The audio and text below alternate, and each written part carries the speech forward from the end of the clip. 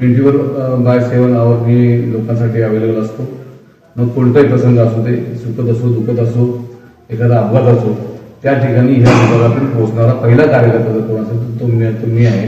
किंवा लोकांना असं वाटतं की रात्री 3 वाजता जरी त्याला फोन केल्यानंतर आपल्या प्रसंगाला उभा राहू शकतो. अनेक ठिकाणी घरामध्ये एखादा रुग्ण असला, एखादी तब्येत जर अचानक अस्वस्थ झाली तर लोकांना खात्री आहे की आमच्या फोनचे पहिल्या रिंगवर फोन उचलून आमच्यापर्यंत पोहोचू शकतो, विनोद जोडी करू शकतो. हे लोकांमध्ये विश्वास आहे आणि तो जो विश्वास मी कमवला आहे त्यामुळे मला खात्री आहे की माझा विजय या ठिकाणी निश्चित आहे. रत्नागिरी जिल्ह्यामध्ये जिल्हा परिषद आणि पंचायत समितीच्या निवडणुका सुरू झालेल्या आहेत आणि प्रत्येक गावोगावी निवडणुकींची रणधुमाळी सुरू आहे. चिपळूण तालुक्यातील आलोरे येथे आपण सध्या आहोत. या ठिकाणी राष्ट्रवादी जे आहे आणि त्याच्या ऑपोजिटला शिवसेना आणि भाजपचे उमेदवार आलोरे या ठिकाणी आहेत. शिवसेनेचे उमेदवार आलोरेचे विनोदजी झगडे हे आपल्या बरोबर आहेत. त्यांच्या मिसेसला आणि त्यांना इथून उमेदवारी देण्यात आलेली आहेत. काय सांगाल सर, तुम्ही तालुका लेवल पण पद भूषवलेली आहात आणि त्याचप्रमाणे तुम्ही बांधकाम सभापती पण राहिलेला आहात. काय तुम्ही आतापर्यंतची कामं केलेली आहेत?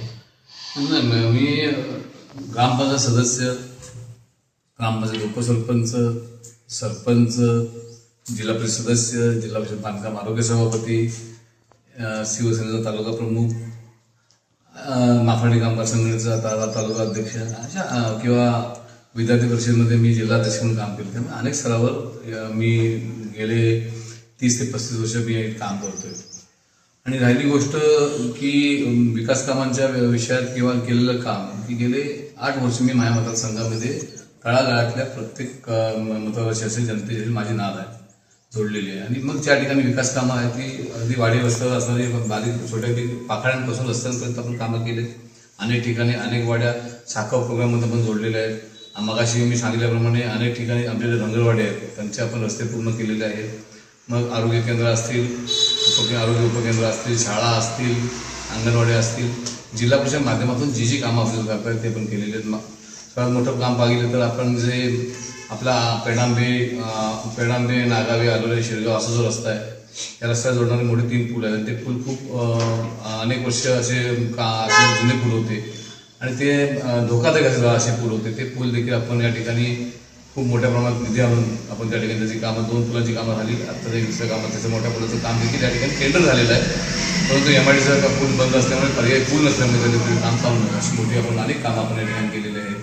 सामाजिक क्षेत्रामध्ये बघाल तर सामाजिक क्षेत्रामध्ये देखील आपलं खूप मोठं काम आहे. क्रीडा क्षेत्रामध्ये अनेक स्पर्धांचं आपण आयोजन करतो. धार्मिक क्षेत्रामध्ये या भागामध्ये होणारा सर्वात मोठा म्हणजे खिरडी सोडल्यानंतर सगळ्यात मोठा जर या पूर्वविभागामध्ये कोणता दहीहंडी उत्सव होत असेल तर तो आपण त्या ठिकाणी करतो. अशी अनेक कामं आपण केलेली मी कामं सांगू शकतो. अशा पद्धतीने नक्कीच आपलं काम जनतेमध्ये आहे. म्हणजे जनतेमध्ये विनोद झगडे कोण हे सांगण्याची म्हणजे मी माझ्या मोठेपण सांगितलं त्याबद्दल मी लोकांपर्यंत पोहोचलेलं आहे. त्यामुळे नक्कीच आपल्याला ग्रामीण भागातली प्रामुख्यानं काम बघाल तर दळणवळण, आरोग्य आणि व्यवसायाची चालना, बचत गटाच्या माध्यमातून काही उपक्रम राबवून लोकांच्या हाताला रोजगार निर्मिती हा प्रमुख मुद्दा पाहिला जातो. जेणेकरून ग्रामीण भागातली जी लोकसंख्या आहे आणि ग्रामीण भागातली जी लोक आहेत ते शहरीकरणाकडे जाऊ नये आणि ग्रामीण भागामध्ये एक वसाहत निर्माण होऊन त्या ठिकाणी जिल्हा परिषद शाळा असो ह्या शाळेंना सुद्धा प्राधान्य देऊन ती मुलं त्याच शाळेत तिथे शिकली पाहिजे. कारण आता जर तुम्ही जिल्हा परिषदच्या शाळेची अवस्था बघितली तर काही ठिकाणी त्या बंद पडण्याच्या अवस्थेत आलेल्या आहेत. जेणेकरून जर समजा ग्रामीण भागात लोकांना रोजगार निर्मिती झाली तर ही संख्या जी शहराकडे जाणारी आहे ती ग्रामीण भागात पूर्ववत होईल. यासाठी तुमच्याकडून काही प्रयत्न होतील? कसं साहेब, 2 विषय आहेत. एक तुम्ही पहिला जो विचारला रोजगार किंवा महिलांचा रोजगार. मी सरपंच असताना तालुक्यामध्ये सगळ्यात पहिली मी एक योजना राबवली की महिलांना हाताला काम मिळण्यासाठी मग त्या पापड मशीन असेल, शेवया मशीन असेल, शिलाई मशीन असेल किंवा ज्या काही म्हणजे एखादा रोजगार तयार करण्यासाठी ज्या काही लागणारं साहित्य आहे किंवा एखाद्या व्यवसायासाठी लागणारी यंत्रणा आहे, सामग्री आहे, ती पहिल्यांदा आलोरे ग्रामपंचायतीच्या वतीनं तालुक्यांमध्ये मोफत बचत गटांना देण्याचा जर उपक्रम आपण राबवला तर मी राबवला सरपंच असताना. आणि त्या माध्यमातून अनेक जवळजवळ 15 ते 17 बचत गटांना आपण तो लाभ त्या ठिकाणी दिला. असं काम आपण केलं. आज देखील महिला बचत गटांसाठी त्यांना एक सभागृहाची गरज आहे की इथं जे या परिसरामध्ये जे बचत गट आहेत त्यांना एखादा व्यवसाय करायचा त्यासाठी गोडाऊन, त्यासाठी तिथे लागणारी यंत्रणासाठी एखादी जागा आणि व्यवसायासाठी जागा पाहिजे, मॅनेजमेंटची जागा पाहिजे. त्याचे प्रयत्न आपण या जिल्ह्याचे पालकमंत्री म्हणून सामंत साहेबांच्या माध्यमातून आपण मागणी करतो तर नक्कीच आपण लवकर पूर्ण होऊ अशा पद्धतीने बचत गटांना एखादं काम मिळेल अशा ते आपले प्रयत्न चालू आहे. दुसरा तुम्ही विषय जर बघितला तर बऱ्यापैकी आपल्या विभागामध्ये खडकोली MIDC असल्यामुळे आज मी अनेक गावामध्ये कालच खडकोली गावामध्ये गेलो होतो तर तिथलं मी विचारलं की बाबा या गावातून किती लोक आपले मुंबई पुण्यामध्ये आहेत तर ते कोण 5 आकडा 4 आकडा सांगत होते कारण बऱ्यापैकी स्थानिक सर्वात काही लोकांना रोजगार आहे. परंतु अनेक ठिकाणी आपल्याला शिकलेला मतदार आहे शिकलेला मतदार म्हणजे तो तरुण आहे त्याला आज मुंबई पुण्यासाठी कामाला जायला लागतं. आम्ही देखील काम करताना लोकांमध्ये ही जागृती करतो की आपण कामासाठी जे आपली MIDC आहे आज लोटे MIDC आहे लोटा MIDC मध्ये कोकोकोलाचा मोठा प्रोजेक्ट अनेक प्रोजेक्ट या ठिकाणी सन्माननीय पालकमंत्री ज्या महाराष्ट्राचे उद्योगमधून म्हणजे मोठं काम करतात. कालच ते दावोसला गेले होते आणि खूप मोठ्या प्रमाणात मुख्यमंत्र्यांनी त्यांनी मोठी गुंतवणूक आणली त्यामुळे त्या माध्यमातून अनेक कारखाने आपल्याला रत्नामध्ये येऊ घातले. तर आमच्या त्या तरुणांना हे सांगा की त्याला पूरक आता केमिकल झोन आहे आपल्याकडे तर केमिकल झोन लागणाऱ्या औषधांना जे ट्रेड आहे किंवा जे शिक्षण पाहिजे ते लोक आपण घेत नाही. ते घेण्यासाठी आम्ही लोकांना सोबतच्या माध्यमातून हजारो तरुणांना काम त्या ठिकाणी मिळतं. त्यामुळे आपल्याकडे रोजगाराची निर्मिती खूप मोठ्या प्रमाणात आणि मी अनेक तरुणांना आज कोकोकोला असेल की अनेक कंपन्यांमध्ये त्या ठिकाणी रोजगाराची आम्ही संधीसाठी मी त्या माध्यमातून त्याचं काम या ठिकाणी आम्ही नक्की करतोय. दुसरा मग तुम्ही बोललात की खूप मोठ्या प्रमाणात मराठी शाळांची दुरावस्था आहे खरी गोष्ट आहे. आज जर आपण पाहिलं तर काही ठिकाणी 5% संख्या 7% संख्या परवा एक बातमी होती की महाराष्ट्रामध्ये सगळ्यात जास्त बंद होणाऱ्या शाळा होतात ते रत्नागिरी जिल्ह्यामध्ये आहे. तर त्याची 2 प्रामुख्यानं कारणं आहेत. आमच्या भागात बघाल तर बाकी जिल्ह्यामध्ये कारणं वेगळी असं तर काही ठिकाणी मुंबई होतं पुणे होतं महानगरामध्ये होत आहेत त्यामुळे असं असते. पण आमच्याकडे जर पाहिलं तर आमच्याकडून CBSE बोर्ड इंग्रजी माध्यमांचा याकडे असणारा जो ओढा पाहिला आज देखील माझ्या गावातून मला 5 ते 7 बसेस आमच्या विभागातून उपरीपासून जर कालपर्यंत बघितलं तर 7 ते 8 बसेस मोठमोठ्या त्या ठिकाणी मुलं इंग्लिश माध्यमाला जातात. त्यामुळं तसं थोडंसं मराठी माध्यमांकडं थोडंसं प्रमाण कमी झालेलं आहे. परंतु मी जेव्हा सभापती होतो म्हणून काही वेळा शिक्षण विभागात देखील मी काम पाहिलं तर तेव्हा मी असा प्रश्न मांडला की गाव तिथे एक शाळा कारण की आज जर तुम्ही पाहिलं तर अनेक वाडी वस्तीमध्ये छोटे छोटे शाळा आहेत तर त्या शाळा एकीकरण करणं आणि त्या शाळेमध्ये ज्या पद्धतीचं CBSE बोर्डचा सिलेबस त्या ठिकाणी सुरू झालेला आहे तर त्या पद्धतीच्या शाळांची रचना करून एका ठिकाणी शाळा आणल्या. आणि कसं होतं की जर एका ठिकाणाला जास्त विद्यार्थी असतील आणि त्यांनी त्या सगळ्या ऍक्टिव्हिटीमध्ये क्रीडा सामाजिक आणि शैक्षणिक क्षेत्रामध्ये ते तरुण सगळ्यांना संधी मिळेल तो एक प्रयत्न झाला. तो जो प्रयत्न आम्ही जर जिल्हा परिषदेमध्ये गेला तर तो शासनाला प्रस्ताव मांडण्याचा आमचा एक मानस आहे आणि तो जर झाला तर ह्या मराठी शाळा नक्की टिकतील आणि त्या टिकण्याचं गरजेचं आहे. कारण की आज बौद्ध जिल्ह्यांची सहजाची मुलं देखील ज्या काही शिकत आहेत आज जर तुम्ही पाहिलं तर MPC UPC मध्ये जाणारे विद्यार्थी हे 90% हे या जिल्हा परिषदेच्या सर्व आणि ह्या शाळा टिकल्या. आरोग्य विभागासाठी तुम्ही इथे प्रयत्न केलेले आहेत. जसं बघायला गेलं तर डोंगरवाडी हा दुर्गम भाग आहे तिकडचा त्या ठिकाणी काय सोयी सुविधा आता झालेल्या आहेत मध्यंतरी ते पाण्याचा लाईटचा रस्त्याचे काही प्रश्न आमच्या जर रंगळमध्ये पाहिलं तर आमच्या विभागातल्या आता काही माझ्या परिसरातले काही एकूण गाड्या अशा आहेत की ज्या ठिकाणी जागेचा प्रॉब्लेम नाही म्हणून ते आता माझ्या मतदारसंघामध्ये असलेल्या विभागात दाभाडून देखील आमची गाडी जाते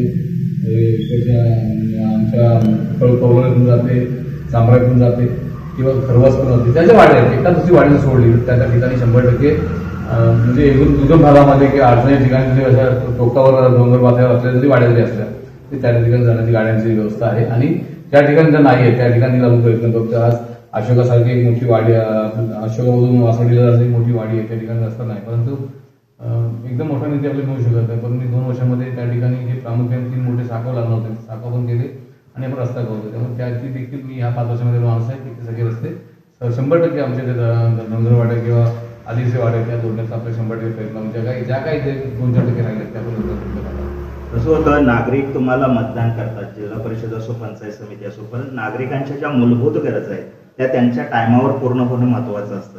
कारण अनेक राजकारणी आपण पाहतो राजकारणामध्ये की मतदान होतं वोटिंग होतं निवडणुका होतात परंतु ते परत त्याच्याकडे पाठ फिरवतात त्या लोकांची विचारपूसही करायला जात नाहीत असेही राजकारणी आहेत बरोबर आहे. त्या संदर्भात तुम्ही काय सांगाल जर उद्या तुम्हाला लोकांनी निवडून दिलं त्याच्यानंतर तुमची कामाची सिस्टम काय असेल? लोकांनी मला निवडून दिलं आणि पुन्हा पण मला लोक निवडून देतील. 24/7 आवर मी लोकांसाठी अवेलेबल असतो. मग कोणताही प्रसंग असू दे सुखद असो दुःखद असो एखादा अपघात असो त्या ठिकाणी ह्या विभागातून पोहोचणारा पहिला कार्यकर्ता जर कोण असेल तर तो मी आहे. किंवा लोकांना असं वाटतं की रात्री 3 वाजता जरी त्याला फोन केल्यानंतर आपल्या प्रसंगाला उभा राहू शकतो. अनेक ठिकाणी एखादा घरामध्ये एखादा रुग्ण असला, एखादी तब्येत जर अचानक अस्वस्थ झाली तर लोकांना खात्री आहे की आमच्या फोनचे पहिल्या रिंगवर फोन उचलून आमच्यापर्यंत पोहोचू शकतो, फक्त विनोद पोहोचू शकतो. हे लोकांमध्ये विश्वास आहे आणि तो जो विश्वास मी कमवला आहे त्यामुळे मला खात्री आहे की माझा विजय या ठिकाणी निश्चित आहे.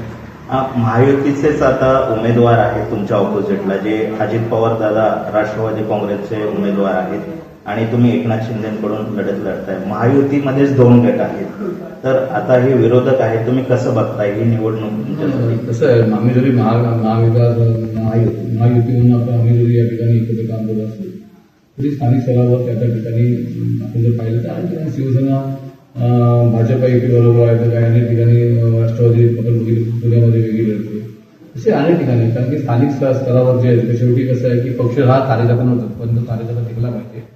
कारण की ह्या तालुक्यामध्ये तिथं प्रामुख्यानं पारंपरिक लढत शिवसेना आणि राष्ट्रवादीच होते आणि त्यामुळे जर स्थानिक कार्यकर्ता जर टिकला पाहिजे निश्चित जर कार्यकर्ता टिकला तर पक्ष टिकतो. आणि ह्या भूमिकेतून आम्हाला आमच्या स्थानिक स्तरावर आपल्याला मैत्रीपूर्ण लढतीसाठी आम्हाला पक्षाकडून आम्हाला कोणती अडचण नाही, त्याबद्दल आम्ही काम करतो. जसं पाहायला गेलं तर आता निवडणुकीमध्ये तुम्ही आरोग्य विभागाचं पण म्हटलं की इथं MBBS डॉक्टर नव्हते, MBBS डॉक्टर पण तुम्ही इथे अवेलेबल करून. MBBS डॉक्टर मिळत नाही, कमी असतात आणि त्यांना नंतर जेव्हा ते फक्त ट्रेडी ब्रेड म्हणून सांगून येतात नंतर ते जागा रिक्त असतात. मग अशा वेळेला कसं आपल्या भागामध्ये स्नेक्स बाईटचं प्रमाण आणि स्कॉर्पिन बाईटचं प्रमाण खूप मोठ्या प्रमाणात आहे. कारण की आपल्या भागामध्ये ज्या शेतीची कापणीची कामं होतात किंवा शेतीची कामं होतात तेव्हा हे मोठं प्रमाण असतं. आणि मग अशा वेळेला त्या वेळेला जेव्हा एखादा रुग्ण त्या हॉस्पिटलमध्ये जातो किंवा महिला त्या ठिकाणी हॉस्पिटलला जाते त्यावेळी डॉक्टर अवेलेबल नसायचे. मग आपण या ठिकाणी आम्ही सांगितलं की बाबा जर MBBS डॉक्टर जर मिळत नसतील तर तुम्ही BAMS डॉक्टरांसाठी आपण परमिशन घ्या आणि त्याच्याबद्दल वेगळी परमिशन या जिल्ह्याकरता मी आपण ती निवडून घेतली आणि मग तोच पूर्ण शासन अनेक ठिकाणी राबवला. आम्ही मग तेव्हा जे तत्कालीन खासदार असतील किंवा आमचे एकनाथ शिंदे साहेब तेव्हा आरोग्यमंत्री होते, पालकमंत्री आम्ही सध्या त्या गोष्टी घेऊन कार्य होतात. त्या सर्व लोकांनी रिडिंग करून हा निर्णय झाला आणि तो निर्णय आम्ही मागणी केली आणि माझ्या कार्यकाळावर झाला याचा सगळ्यात मोठा आनंद आहे. बाहेरची चर्चा होते धनशक्ती आणि जनशक्ती.